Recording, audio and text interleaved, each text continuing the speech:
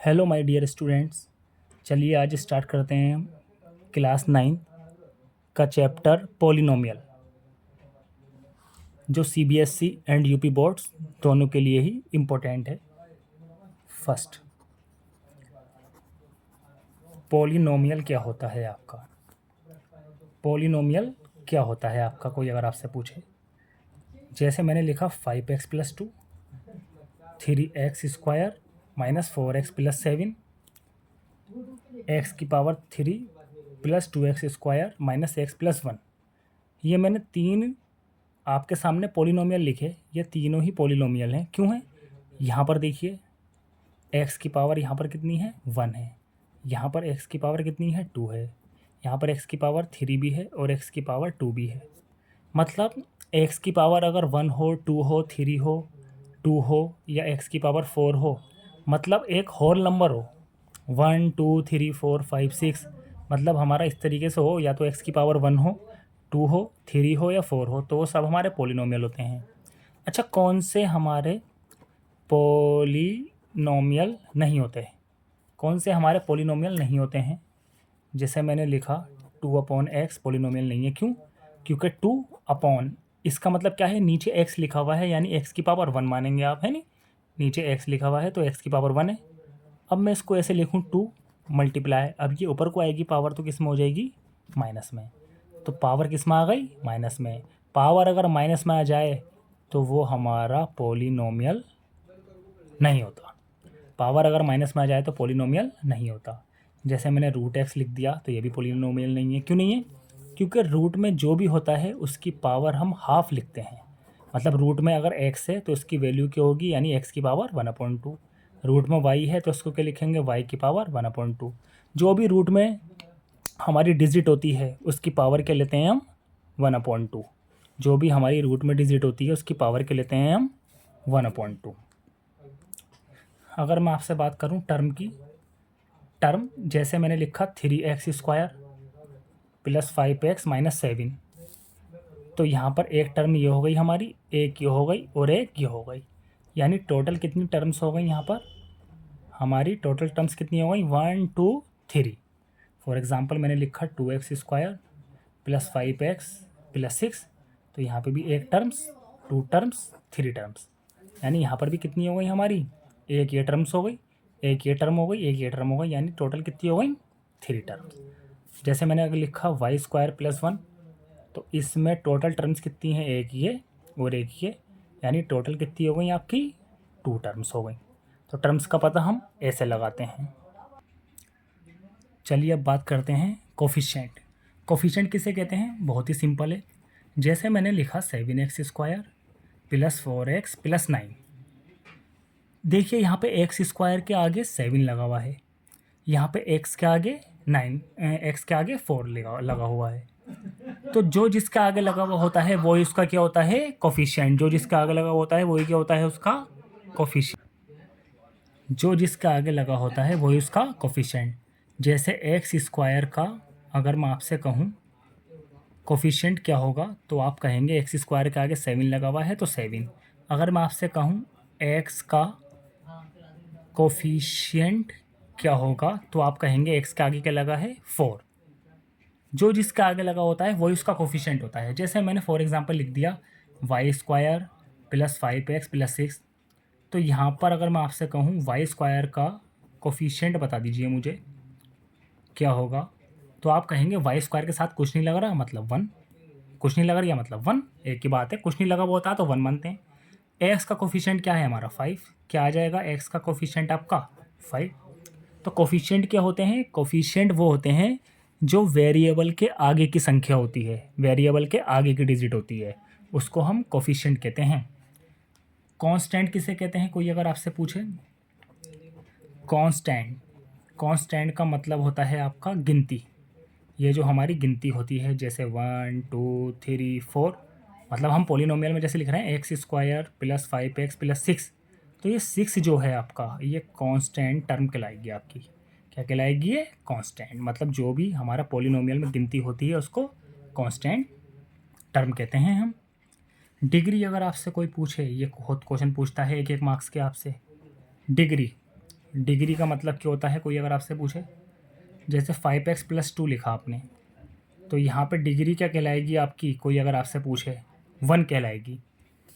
किसी ने लिखा 5x + 2, तो यहाँ पे डिग्री क्या कहलाएगी आपकी, 1 कहलाएगी। क्यों कहलाएगी, यहाँ पे ध्यान से देखिएगा, यहाँ पे x की पावर क्या है, 1। x की पावर कुछ नहीं होती है तो 1 ही मानी जाती है, तो इसकी डिग्री क्या कहलाएगी, 1। अच्छा, कहीं पर अगर मैं ऐसे लिख दूँ 4x² + 5x + 3, तो अब डिग्री पता है क्या कहलाएगी आपको, अब डिग्री आपकी क्या कहलाएगी, जैसे मैंने 4x² + 5x + 3 लिख दिया, तो अब डिग्री जो कहलाएगी यहाँ पे 2 कहलाएगी।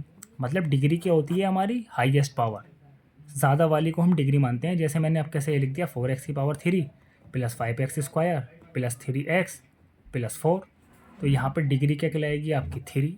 यहाँ पे क्या कहलाएगी डिग्री, 3, क्योंकि 2 छोटा है 3 बड़ा है, तो हाईएस्ट पावर जो होती है वही उसकी डिग्री कहलाती है आपकी। अब हम देखते हैं टाइप्स ऑफ पॉलिनोमियल।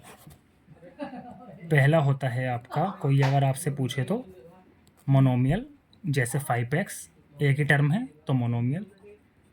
नेक्स्ट आता है आपका बाइनोमियल, जैसे x + 3 लिख दिया मैंने तो 1 2। बाई का मतलब क्या होता है आपका, 2 टर्म्स होंगी जैसे। एक होता है आपका ट्राइनोमियल, ट्राइनोमियल में मतलब जैसे आपको 3 टर्म्स मिलेंगी, x² + 5x + 6, तो 1 2 3, 3 टर्म्स हैं तो ट्राइनोमियल, 2 टर्म्स हैं तो बाइनोमियल, अगर एक ही टर्म्स है तो मोनोमियल। फॉर एग्ज़ाम्पल अगर मैं आपसे कहूँ फाइंड डिग्री 3x² + 5x + 7, इसमें डिग्री बतानी है, तो आप क्या कहेंगे, हाईएस्ट पावर कितनी है, 2, डिग्री 2 कहलाएगी इसकी। अगर मैं आपसे पूछूं कि इसमें कांस्टेंट टर्म बता दो, कांस्टेंट टर्म क्या है यहाँ पर, 6, जो हमारी गिनती होती है वो हमारी कांस्टेंट टर्म होती है।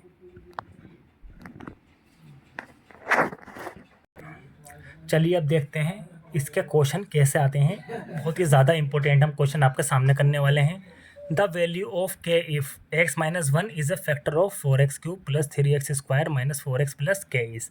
इसमें कहा गया है आपसे कि x - 1 जो है फैक्टर है इसका, तो हमें k की वैल्यू बता दो। जब भी कहे कि हमसे x - 1 फैक्टर है या x + 2 फैक्टर है, तो सबसे पहले यही लिखो आप x - 1 और बराबर में चलाओ इसके 0, x = माइनस का 1 इधर जाके प्लस का, क्या आ गया आपका x = 1, और ये x = 1 जो आया है आपका, इसको पुट कर दो इसके अंदर जो इक्वेशन दे रखी है हमें, 4x³ + 3x² - 4x + k।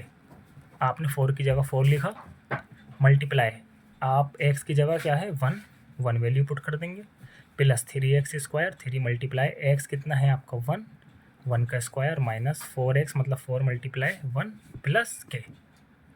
4 की 1 से मल्टीप्लाई कराओगे तो कितना आ जाएगा, 4 ही आ जाएगा, +3 की 1 से कराओगे 3 आ जाएगा, 4 1 ज़ा 4 + k। 4 और 3 कितने हो गए 7, या ऐसे कि लिख लो प्लस के 4 है माइनस के 4 है, कट गया, 3 + k बचा, या k = -3 बचा। ये आपका आंसर हो जाएगा फाइनल। जब भी इस तरह के क्वेश्चन आते हैं कि x - 1 इज़ अ फैक्टर या x + 1 इज़ अ फैक्टर, पहले x की वैल्यू निकाल लो बराबर में 0 चलाकर, और जो वैल्यू आए उसको क्वेश्चन में पुट कर दो, k की वैल्यू आ जाएगी आपके निकल के। चलिए नेक्स्ट क्वेश्चन देखते हैं हम। x² + 1/x² = 27, find the value of each of the following x + 1/x, x - 1/x। हमें वैल्यू निकालनी है इस क्वेश्चन में, कैसे निकाल, हमें x + 1/x की वैल्यू निकालनी है और x - 1/x की वैल्यू निकालनी है, लेकिन हमें x² + 1/x² = 27 दे रखा है, तो मैं इसको कैसे, तो x² + 1/x² = 27 दे रखा है, मैं इसी का यूज़ करूँगा और x + 1/x की वैल्यू निकाल दूंगा। अच्छा एक बात बताइए, ये x² + 1/x² आया कैसे होगा, वही ये जो हमें वैल्यू निकालने को कह रहा है क्वेश्चन में, अगर मैं इसी का स्क्वायर करूँ कैसे, x + 1/x का होल स्क्वायर = में क्या होता है x² + 1/x² + 2 multiply a b, value रख दी हमने। अब ये x + 1/x का होल स्क्वायर ऐसे लिख दीजिए, x² की जगह x² प्लस इसका जब मैं होल स्क्वायर खोलूँगा तो क्या आएगा 1/x², x से x कट गया, क्या बचा यहाँ पे 2, वही एक्स प्लस 1/x का whole square is equal to, ध्यान से देखिए x square plus 1/x square की वैल्यू कितनी दी है क्वेश्चन में 27, तो यहाँ पे 27 पुट कर देंगे प्लस यहाँ पर क्या आ जाएगा आपका 2 पहले से दे रखा है 29, तो ये बन जाएगा एक्स प्लस 1/x का whole square is equal to में 29। ये मैं इसको ऐसे लिख सकता हूँ क्या, x plus 1/x is equal to under root square जो है अंडर रूट बन के लग जाएगा, तो यही हमारा क्या आ जाएगा फाइनल आंसर आ जाएगा। ख़त्म क्वेश्चन। अगर मुझसे x माइनस 1/x की वैल्यू भी निकालने को कहेगा तो तब भी मेरा आंसर देखते हैं अब क्या आता है। x माइनस 1/x की वैल्यू निकालनी है मुझे, तो मैं x माइनस 1/x का ही होल स्क्वायर निकालूंगा, a square plus b square minus 2ab cancel, x minus 1/x का whole square is equal to ये एक्स स्क्वायर प्लस 1/x की स्क्वायर खोलेंगे तो यही आएगा माइनस का 2, एक्स माइनस 1/x का whole square is equal to, इस पूरे की वैल्यू क्वेश्चन में कितनी दी है 27 और ये -2।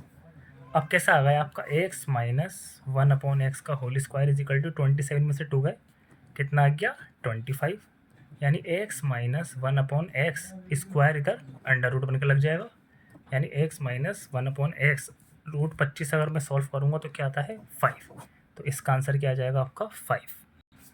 नेक्स्ट क्वेश्चन आता है आपके सामने, find the value of the polynomial x की power 3 minus 4x plus 5 at x is equal to 1।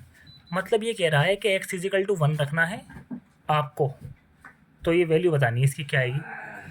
x की पावर 3 मतलब क्या लिखूंगा मैं 1 की पावर 3, x कितना दे रखा है 1, तो x की जगह 1 की पावर 3 माइनस 4 x की जगह पे फिर से 1 प्लस 5, जहाँ जहाँ x दिख रहा था वहाँ पे 1 रख दिया आपने, 1 की पावर 3 मतलब 1, 4 1 ज़ा 4 प्लस 5,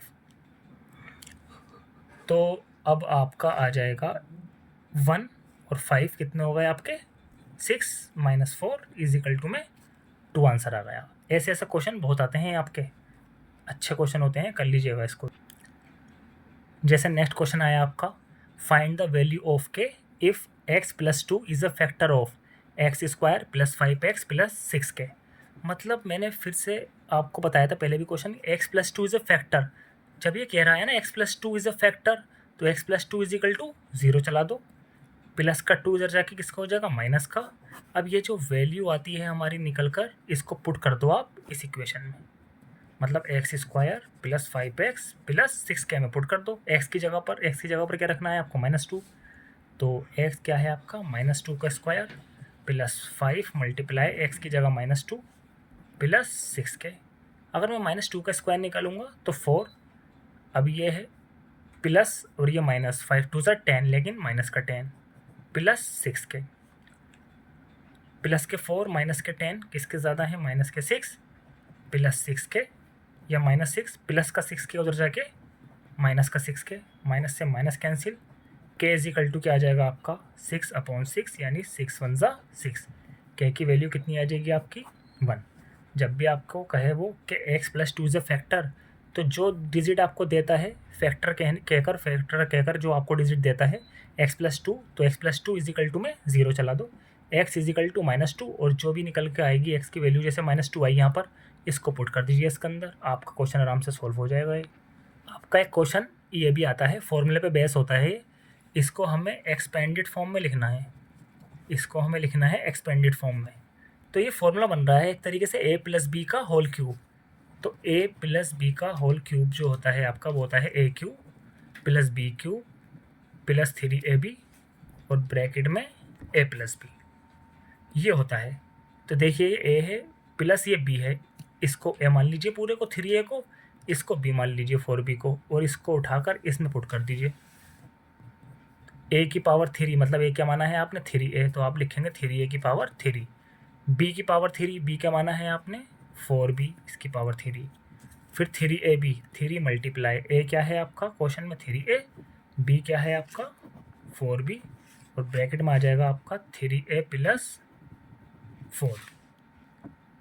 सॉल्व कर देंगे, 3 का क्यूब क्या होता है 27 और a की पावर 3, 4 का क्यूब क्या होता है 64 बी की पावर 3, 3 3 ज़ा 9, 9 4 ज़ा 36, और ए की बी से मल्टीप्लाई कराई आपने ए बी, यहाँ पर क्या आ जाएगा आपका 3 प्लस 4 बी। बस फिलहाल इसको यहीं तक छोड़ देंगे। अगर आगे सॉल्व करना चाहते हैं आप तो 36 ए बी की पहले 3 ए से करा दीजिए मल्टीप्लाई, जो आए वो लिख लीजिएगा, फिर 36 ए बी की मल्टीप्लाई 4 बी से करा दीजिएगा, आराम से सॉल्व कर देंगे आप। नेक्स्ट क्वेश्चन आता है आपका P x is equal to 4x square minus 7x plus 3, find P1 plus P1/2। मतलब ये कह रहा है आपको, ये क्वेश्चन दे दिया है, आपसे कह रहा है P1 प्लस P1/2 की वैल्यू निकालो। P1 का मतलब क्या है? P1 का मतलब है ये जो आपको क्वेश्चन दे रखा है, यहाँ पर x की जगह पे पहले 1 रख दीजिए, जैसे 4x square minus 7x plus 3। P1 का मतलब है कि यहाँ पर 1 रख दीजिए आप पहले, 4 इंटू एक्स की जगह पे 1, 1 का स्क्वायर माइनस 7 मल्टीप्लाई 1 प्लस 3, 4 1 ज़ा 4 माइनस 7 1 ज़ा 7 प्लस 3, 4 और 3 कितने हो गए? 7 माइनस 7, क्या आंसर आ गया इससे कट के? 0। नेक्स्ट आपको क्या रखना है? P1/2। क्या रखना है आपको? P1/2। इसको इसके अंदर पुट कर दीजिए, 4x square minus 7x plus 3, यानी 4 मल्टीप्लाई एक्स की जगह क्या दे रखा है आपको, मतलब 1/2 रखना है, माइनस 7 मल्टीप्लाई एक्स की जगह क्या रखना है? 1/2 प्लस 3, तो 4 मल्टीप्लाई 1/2 का स्क्वायर क्या होता है? 1/4, माइनस 7 1 ज़ा 7/2 प्लस 3, 4 से 4 कैंसिल आउट, तो क्या बचा यहाँ पर 1, माइनस यहाँ पर इसके नीचे 1 मान लीजिए, तो आ जाएगा इसका एलसीएम। 2 और 1 कैल्शियम लेंगे 2, 2 से 2 गया 7 प्लस 1 से 2 2 बार 2 3 ज़ा 6, तो क्या बचा हमारा? यहाँ पर लिख रहा हूँ मैं, ये बचा आपका 1 माइनस 6 और 6 12 और 1 13.2, फिर इसके नीचे 1 मान लो, फिर एलसीएम ले लो। 1 और 2 का आप अगर एलसीएम लेंगे तो क्या आ जाएगा आपका? 1 2 ज़ा 2, 1 से 2 को 2 बार काटा, 2 1 ज़ा 2, 2 से 2 1 बार 13, यानी फाइनल आंसर आ जाएगा आपका 2 माइनस 13, कितना आ गया? 11/2, ये आ गया। तो आपसे क्या पूछा था उसने?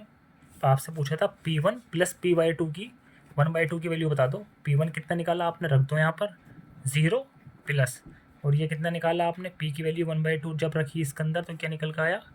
11/2। जब इसको आप जोड़ेंगे तो आंसर क्या आ जाएगा फाइनल? 11/2, ये हमारा आ गया आंसर। जब भी इस तरह के क्वेश्चन आ जाए कि 4x square minus 7x plus 3 find P1 plus P1/2, तो P1 पहले आप x की जगह पे 1 रखेंगे तो कुछ ना कुछ आपका आंसर आएगा, जैसे 0 आया, मैंने P की वैल्यू 1 रखी, मतलब x की जगह पर 1 रखा तो मेरा 0 आया। फिर मैं x की जगह पे 1/2 रखूँगा, जैसे यहाँ पे 1/2 रखूँगा x की जगह पे, तो मेरा फिर से आंसर क्या आया आपका? 11/2 आया। तो ऐसे अगर हमसे कहता P2 तो 2 रखते हैं x की जगह पे, P3 कहता तो 3 रखते हैं। ऐसे ही क्वेश्चन सॉल्व करते हैं। Thank you.